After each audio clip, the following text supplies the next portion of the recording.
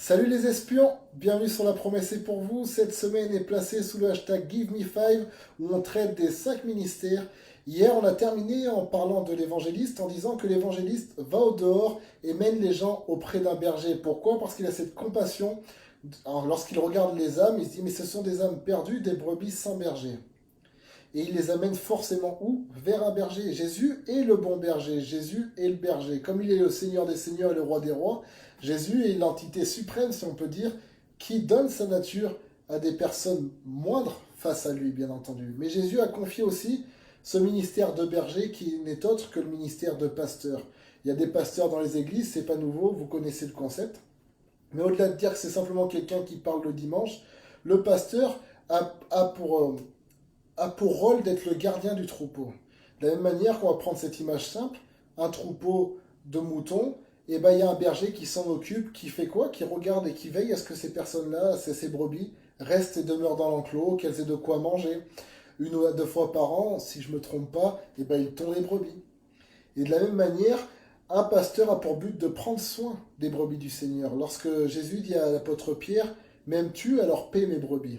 Voilà le rôle du pasteur, c'est de paître les brebis du Seigneur, de les conduire près de vers pâturage, d'en prendre soin, de les écouter, de les laver, de les tondre, dans le sens comment on pourrait le comprendre pour nous d'une manière plus concrète. Bah, c'est la personne qui va prendre soin de vous, c'est la personne à qui vous allez prendre un rendez-vous, vous allez dire mais purée, quand je sais que cette personne, wow, je me sens compris, je me sens redirigé dans la bonne direction, je me sens consolé.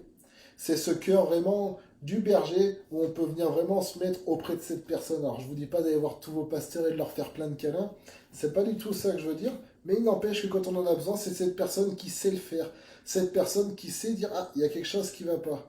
Vous savez, nous on a cette chance en habitant en Auvergne, il y a pas mal de bergers dans le coin. On a cette chance de connaître certains bergers, dont un des pasteurs que vous avez pu découvrir, le pasteur Guy, qui lui a des brebis.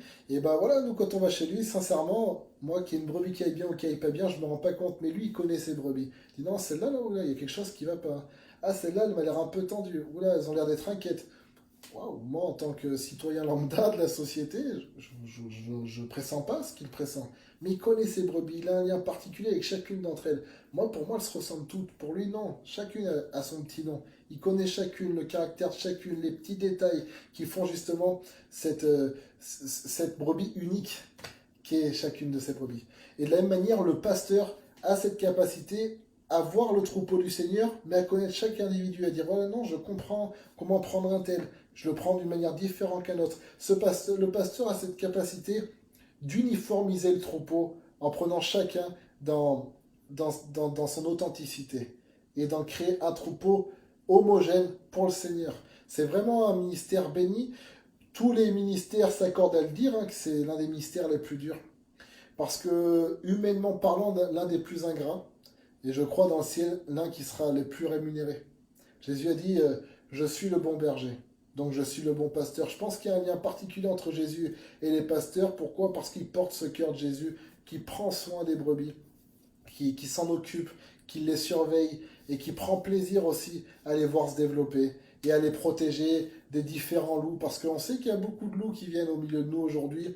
Tous ne sont pas des nôtres, comme dit l'apôtre Jean, et le pasteur, il sait débusquer ceux qui sont des loups déguisés en brebis, et il sait aussi les chasser, comme faisait David, qui prenait le lion et qui le frappait pour libérer la brebis de ses dents. Et je crois réellement que les pasteurs ont aussi reçu cette autorité, que les pasteurs doivent rentrer dans cette autorité, non pas de soumettre le troupeau, mais de le protéger et de pouvoir le libérer des différents brigands qui viennent essayer de prendre malheureusement les brebis dans nos églises, de tous ces faux prophètes dont on a parlé la dernière fois, et qu'il faut réellement venir maintenant arracher les brebis de leur gueule. Et vraiment, j'encourage les pasteurs là-dedans à rentrer dans cette dimension. Nous, dans notre église, on fonctionne avec des églises de maison qu'on appelle des cellules, on a des leaders cellules. Donc ces leaders ont cette dimension pastorale, et je vous invite à prendre soin des brebis, à apprendre à les connaître, à apprendre à vraiment développer cette relation intime avec chacune de ces brebis que le Seigneur a mis sous votre garde, et ne pas hésiter vraiment à les protéger aussi de cet amas de bêtises qui malheureusement bien souvent essayent de rentrer dans le peuple de Dieu, qui doit être mis en lumière, chassé, et chassé d'une manière avec une poigne de fer, au nom de Jésus-Christ. Voilà, en tout cas, soyez bénis. Et maintenant, bah, on sait très bien que l'enclos du Seigneur, il est fait aussi de préceptes, il est fait de multiples choses, dont heureusement la doctrine du Seigneur. Et c'est là où on va pouvoir parler de l'enseignant. Le pasteur et l'enseignant sont autant liés que le prophète et l'apôtre. Et j'aimerais qu'on puisse traiter de ce ministère aussi, qui est le ministère d'enseignant, qui est un ministère magnifique et qui manque fortement aujourd'hui. Soyez bénis.